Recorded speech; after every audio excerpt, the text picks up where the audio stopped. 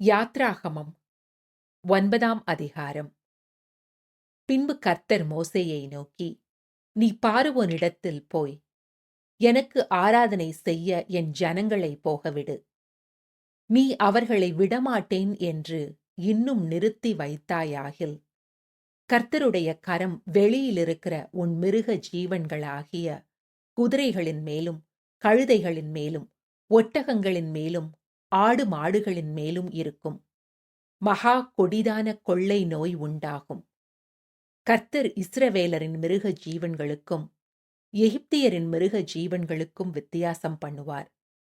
இஸ்ரவேல் புத்திரருக்கு உரியவைகள் எல்லாவற்றிலும் ஒன்றும் சாவதில்லை என்றார். மேலும் நாளைக்கு கர்த்தர் இந்த காரியத்தை தேசத்தில் செய்வார் என்று சொல்லி, கர்த்தர் ஒரு காலத்தை குறித்தார் என்றும், எபிரேயருடைய தேவனாகிய கர்த்தர் சொல்லுகிறார் என்றும் அவனிடத்தில் சொல் என்றார். மறுநாளிலே கர்த்தர் அந்த காரியத்தை செய்தார். எகிப்தியருடைய மிருக ஜீவன்கள் எல்லாம் செத்துப் போயிற்று. இஸ்ரவேல் புத்திரரின் மிருக ஜீவன்களில் ஒன்றாகிலும் சாகவில்லை. பார்வோன் விசாரித்து, இஸ்ரவேலின் மிருக ஜீவன்களில் ஒன்றாகிலும் சாகவில்லை என்று அறிந்தான். பார்வோனுடைய இருதயமோ கடினப்பட்டது. அவன் ஜனங்களை போகவிடவில்லை.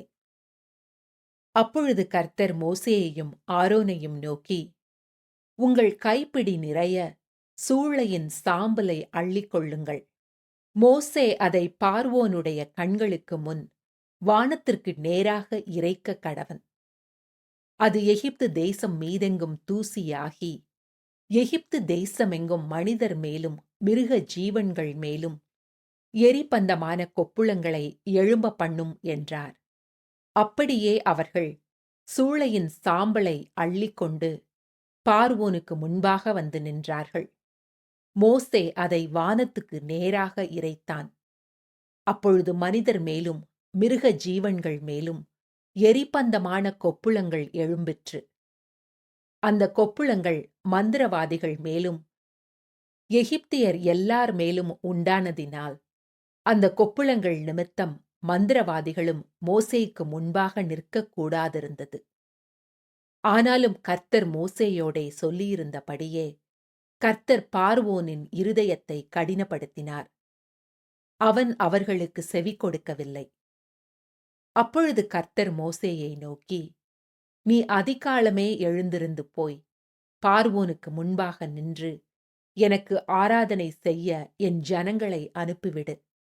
விடாதிருந்தால் பூமி எங்கும் என்னைப் போல வேறொருவரும் இல்லை என்பதை நீ அறியும்படிக்கு இந்த முறை நான் சகலவித வாதைகளையும் உன் இருதயத்திலும் உன் ஊழியக்காரர் மேலும் உன் ஜனங்கள் மேலும் அனுப்புவேன்.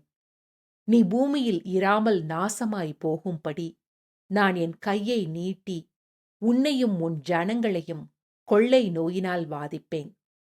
என்னுடைய வல்லமையை உன்னிடத்தில் காண்பிக்கும்படியாகவும் என் நாமம் பூமியிலெங்கும் பிரஸ்தாபமாகும்படியாகவும் உன்னை நிலைநிறுத்தினேன். நீ என் ஜனங்களை போக விடாமல் இன்னும் அவர்களுக்கு விரோதமாய் உன்னை உயர்த்துகிறாயா? எகிப்து தோன்றிய நாள் முதல் இதுவரைக்கும் அதில் பெய்யாத மிகவும் கொடிய கல் மழையை நாளை இந்நேரம் பெய்ய பண்ணுவேன்.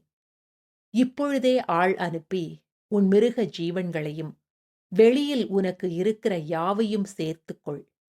வீட்டிலே சேர்க்கப்படாமல் வெளியிலிருக்கும் ஒவ்வொரு மனிதனும் மிருகமும் செத்துப்போகத்தக்கதாய் அந்த கல் மழை பெய்யும் என்று எபிரேயரின் தேவனாகிய கர்த்தர் சொல்லுகிறார் என்று அவனுக்கு சொல் என்றார்.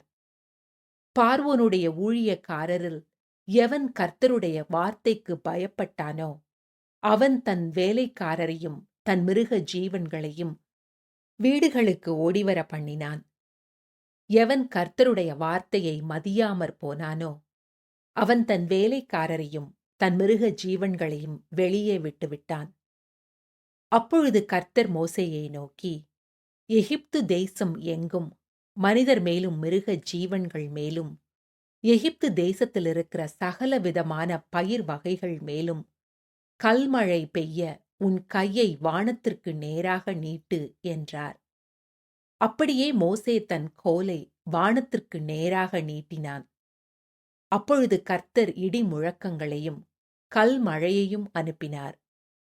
அக்கினி தரையின் மேல் வேகமாய் ஓடிற்று. எகிப்து தேசத்தின் மேல் கர்த்தர் கல்மழையை பெய்ய பண்ணினார்.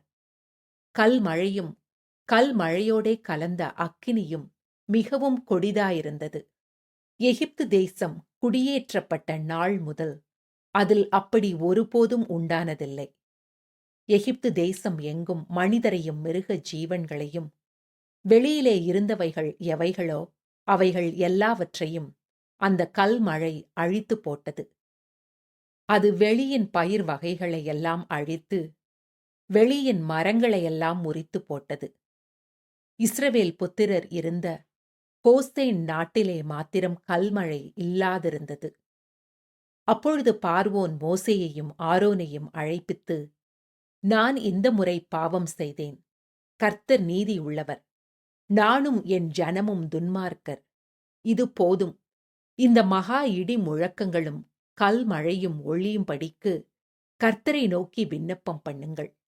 நான் உங்களை போக விடுவேன். இனி உங்களுக்கு தடையில்லை என்றான். மோசே அவனை நோக்கி, நான் பட்டணத்திலிருந்து புறப்பட்ட உடனே என் கைகளை கர்த்தருக்கு நேராக விரிப்பேன். அப்பொழுது இடி முழக்கங்கள் ஓய்ந்து கல்மழை நின்று போம். அதனால் பூமி கர்த்தருடையது என்பதை நீர் அறிவீர். ஆகிலும் நீரும் உம்முடைய ஊழியக்காரரும் இன்னும் தேவனாகிய கர்த்தருக்கு பயப்பட மாட்டீர்கள் என்பதை அறிவேன் என்றான். அப்பொழுது வார்கோதுமை கதிர் பயிரும் சணல் தாழ் பயிருமாயிருந்தது. அதனால் சணலும் வார்கோதுமையும் அழிக்கப்பட்டு போயிற்று. கோதுமையும் கம்பும் கதிர் விடாதிருந்ததினால் அவைகள் அழிக்கப்படவில்லை. மோசே பார்வோனை விட்டு பட்டணத்திலிருந்து புறப்பட்டு தன் கைகளை கர்த்தருக்கு நேராக விரித்தான். அப்பொழுது இடி முழக்கமும் கல் மழையும் நின்றது. மழையும் பூமியில் பெய்யாமலிருந்தது. மழையும் கல் மழையும் இடி முழக்கமும் நின்று போனதை பார்வோன் கண்டபோது அவனும் அவன் ஊழியக்காரரும் பின்னும் பாவம் செய்து தங்கள் இருதயத்தை கடினப்படுத்தினார்கள். கர்த்தர் மோசேயை கொண்டு சொல்லியிருந்தபடியே பார்வோனின் இருதயம் கடினப்பட்டது. அவன் இஸ்ரவேல் புத்திரரை போக விடவில்லை.